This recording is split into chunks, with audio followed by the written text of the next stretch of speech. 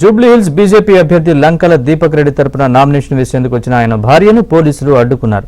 సమయం దాటిపోవడంతో అనుమతి లేదని నిరాకరించారు. అనుమతిస్తేనే లోపలికి పంపుతామని పోలీసులు స్పష్టం చేశారు.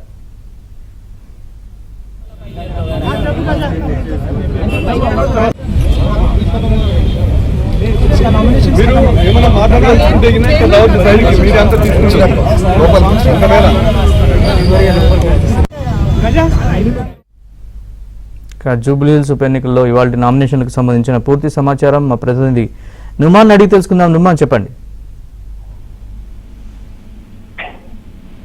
నుమాన్,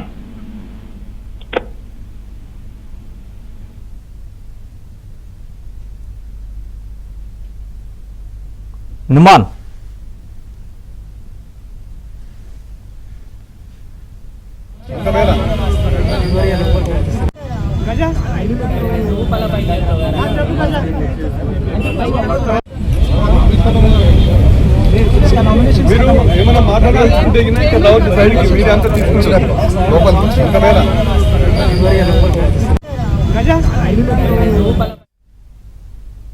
నుమాన్, చెప్పండి. జూబ్లీ హిల్స్ ఉప ఎన్నికలో ఇవాళ నామినేషన్లకు సంబంధించిన పూర్తి సమాచారం.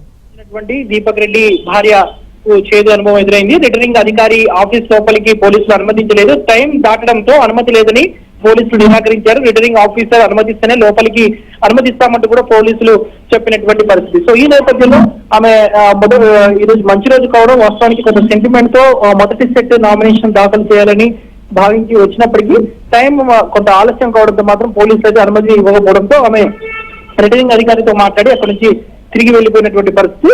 బీజేపీ అభ్యర్థి లంకల దీపక్ రెడ్డి మాత్రం 20వ తేదీన నామినేషన్ వేసేటటువంటి అవకాశం ఉంది. 21వ తేదీన చివరి తేదీ కాబట్టి 20వ తేదీన వేసేటటువంటి అవకాశం అయితే ఉందని చెప్పొచ్చు. మరోవైపు ఈ రోజు జూబ్లీ హిల్స్ ఉప ఎన్నికకు సంబంధించి దాదాపు 17 మంది 21 సెట్ల నామినేషన్లు దాఖలు చేశారు. కాంగ్రెస్ తరఫున 2 సెట్లు నవీన్ యాదవ్ దాఖలు చేశారు. ఇక 5 ఇండిపెండెంట్ అభ్యర్థులు నామినేషన్ వేయగా అందులో 12 మంది వివిధ రిజిస్టర్ పార్టీల అభ్యర్థులు నామినేషన్ దాఖలు చేశారు. ఇప్పటి వరకు 5 రోజుల్లో మొత్తం 63 మంది నామినేషన్లు దాఖలు చేసినటువంటి పరిస్థితి ఉంది. ఇక బీజేపీ అభ్యర్థికి సంబంధించినటువంటి మొదటి సెట్ నామినేషన్ దాఖలు చేయాలని అనుకున్నప్పటికీ కూడా సమయానికి రాకపోవడం, 3 గంటల వరకు మాత్రమే సమయం ఉండడంతో సమయానికి చేరుకోకపోవడంతో అధికారులు మాత్రం లోపలికి అనుమతించలేదు. లంకల దీపక్ రెడ్డి భార్య నామినేషన్ వేయకుండానే మొదటి సెట్ నామినేషన్ వేయకుండానే అక్కడ నుంచి వెనుదిరిగి వెళ్ళిపోయినటువంటి పరిస్థితి ఉందని చెప్పొచ్చు. Right, thanks for the update.